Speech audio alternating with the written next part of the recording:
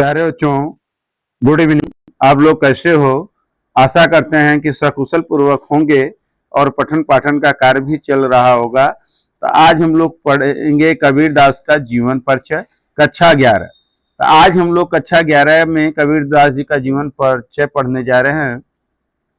कबीर दास जी का जन्म भक्ति काल में हुआ है। यह निर्गुण ब्रह्म शाखा के उपासक हैं। तो आइए इनके जीवन परिचय के बारे में जानते हैं। तो भक्तिकालीन धारा के निर्गुण आश्रयी शाखा के अंतर्गत ज्ञान मार्ग का प्रतिपादन करने वाला महान संत कबीर दास जी का जन्म तिथि के संबंध में कोई निश्चित मत प्रकट नहीं किया जा सकता। प्रामाणिक साक्ष्य उपलब्ध न होने के कारण इनकी जन्म के संबंध में अनेक जनश्रुतियां एवं किंवदंतियां प्रचलित हैं। कबीर के जन्म के संबंध में निम्न काव्य पंक्तियां प्रसिद्ध हैं। तो आइए उनको हम देखते हैं। 1455 साल गए, चंद्रवर एक ठाठ ठहे, जेठ सुदी बरसायत को पूरन मासी प्रकट भय। घन गरजे दामिन दमके, बूदे बरसे झर लाग गए, लहर तालाब में कमल खिली है, अतः कबीर भानु प्रकाश भरे। तो यह इनके बारे में कही गई युक्ति है 4 लाइन में।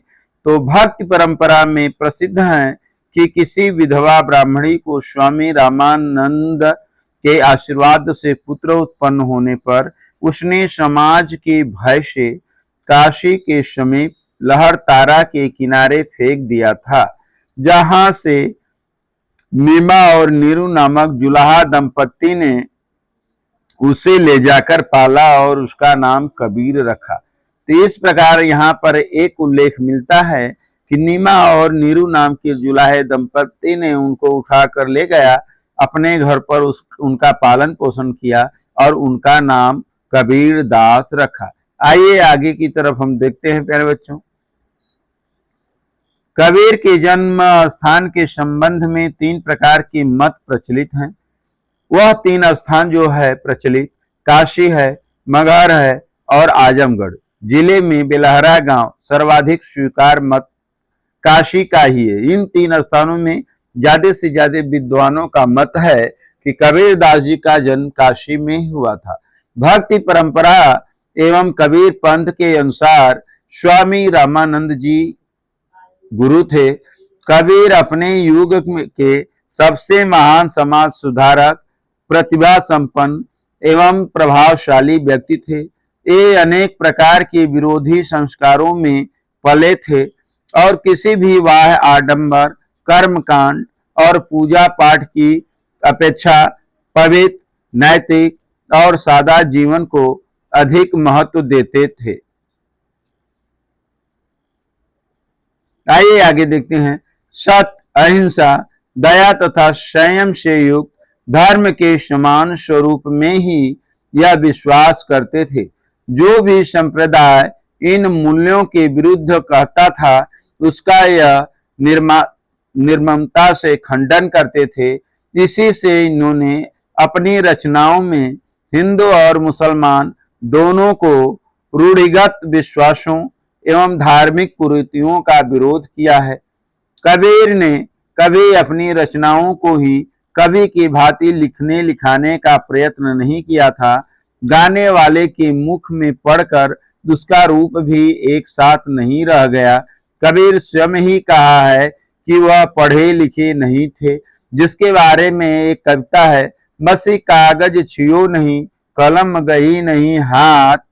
तो यह उनके बारे में बहुत कही गई बात है तथा ये कलम से कभी नहीं छुए थे। इससे स्पष्ट है कि कबीर दास जी ज्यादा पढ़े लिखे व्यक्ति नहीं थे। उन्होंने कभी पढ़ाई नहीं की थी। उन्होंने भक्त की आवेश में जिन पदों एवं साखियों को गाया उन्हें अनेक शिष्यों ने संग्रहित कर लिया। इस संग्रह का नाम बीजक है। यह संग्रह 3 भागों में विभाजित है, जिन्हें साखी, शबद और रामायणी कहते हैं। तो कबीर दास जी के बारे में जो लिखा गया है वह साखी है, शबद है और रामायणी है। अधिकांश साखियां दोहों में लिखी गई हैं, पर उसमें सोठा का भी प्रयोग मिलता है। शब्द के पद और उसमें संगीतात्मक का भाव विद्यमान है। चौपाई एवं दोहा छंद में रचित रामायणी में कबीर के रहस्यवादी और दार्शनिक विचारों को प्रकट किया गया है। कबीर के काव्य में भावात्मक रहस्यवाद की अभिव्यक्ति भी भली प्रकार हुई है। भावात्मक रहस्यवाद मधुर भाव से प्रेरित है। इसके अंतर्गत कई गॉड परमात्मा को पुरुष और आत्मा को नारी के रूप में चित्रित करते हैं। कबीर भी राम को बहुरिया बन जाते हैं। कबीर को छंद का ज्ञान नहीं था, पर छंदों की स्वच्छंदता ही कबीर काव्य की सुंदरता बन गई है। अलंकारों का चमत्कार देखने की प्रवृत्ति कबीर में नहीं है, पर इनका स्वाभाविक प्रयोग हृदय को मुक्त कर लेता है। इनकी कविता में अत्यंत सरल और स्वाभाविक भाव एवं विचार सौंदर्य के दर्शन होते हैं। कबीर की भाषा में पंजाबी, राजस्थानी, अवधी आदि अनेक प्रांतीय भाषाओं के शब्दों की खिचड़ी मिलती है। सहज भाव भक्ति के लिए ऐसी ही लोक भाषा की आवश्यकता भी थी, इसलिए इन्होंने साहित्य कोई अलंकृत भाषा को छोड़कर लोक भाषा को अपनाया। इनकी साखियों की भाषा अत्यंत सरल और प्रसाद गुण संपन्न है। कहीं कहीं सूक्तियों का चमत्कार भी दृष्टिगोचर होता है।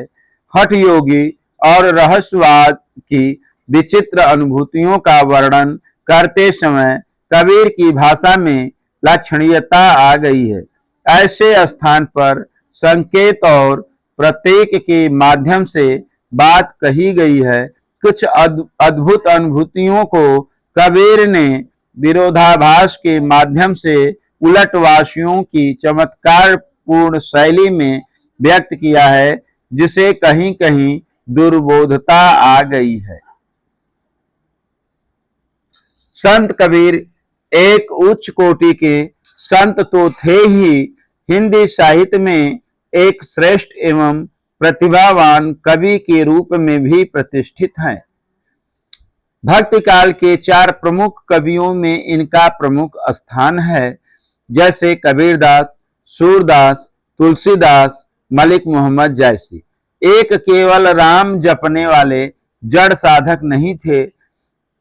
संत संगत से इन्हें जो भी मिला उसे इन्होंने अपने पुरुषार्थ की वृक्ष का रूप ही दिया। ज्ञान मार्गी कबीरदास की हिंदी साहित्य में मूर्धन्य स्थान है।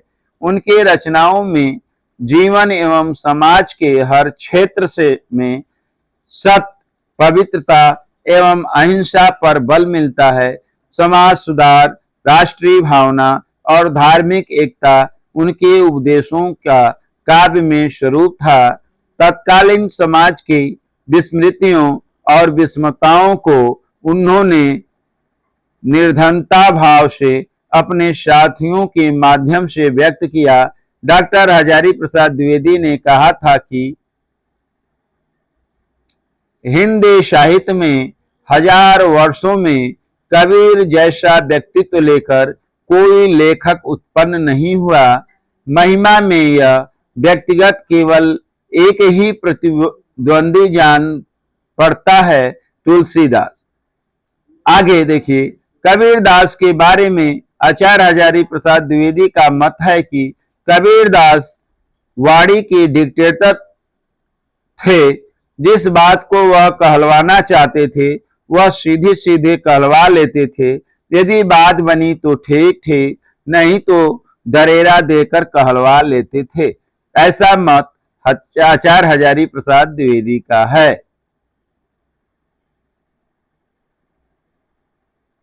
तो आज के लिए इतना ही प्यारे बच्चों। तो यह वीडियो कैसा लगा आप लोग लाइक करना, शेयर करना और सब्सक्राइब करना न भूलें। धन्यवाद।